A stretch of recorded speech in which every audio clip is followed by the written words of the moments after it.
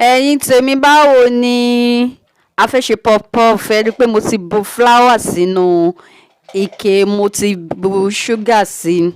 After tí mo fi sugar sí tán, mo fi iyọ̀ díẹ̀ sí. Tó bá dìgbà tí ẹ kó da pákẹ́ẹ̀tì iyọ̀ kan sí. Mo fi yeast sí, mo dẹ̀ fi ẹyin sí.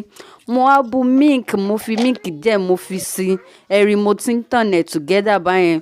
So mo need láti ṣe kíni pé kí n mix ẹ̀ dáadáa so that kí n make sure pé ó wà okay pé mo mix ẹ̀ rí mo ti mix ẹ̀ tán bí báyìí. So the next thing now is to cover it, then kí n keep ẹ̀ for some times kó fi rise. So mo keep ẹ̀.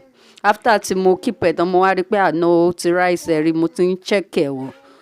Ó ti wá wà okay. Then the next thing to do, mo gbé òróró groundnut oil, mo gbé sórí iná. Ẹ rí mo ti fẹ́ bu òróró sí. Tó bá dìgbà tí any oil ló lè lò, kódà o lè lo òróró ẹja, o lè lo òróró anything. So mo ti bẹ̀rẹ̀ sí ń fry ẹ̀ báyẹn. Ẹ rí i pé mo ti ń fry puff-puff yẹn, mo ti ń fry ẹ̀. So mo ṣe ń fry ẹ̀ ni mò ń fojú kan pé puff-puff má máa jóná kẹ̀. Ṣé ẹ rí? Mo ti bẹ̀rẹ̀ sí ń turn ẹ̀, mo ti ń change ẹ̀ wò pé how far now. Ṣé ó ń jọra wọn? Ṣé ó ti ń lọ?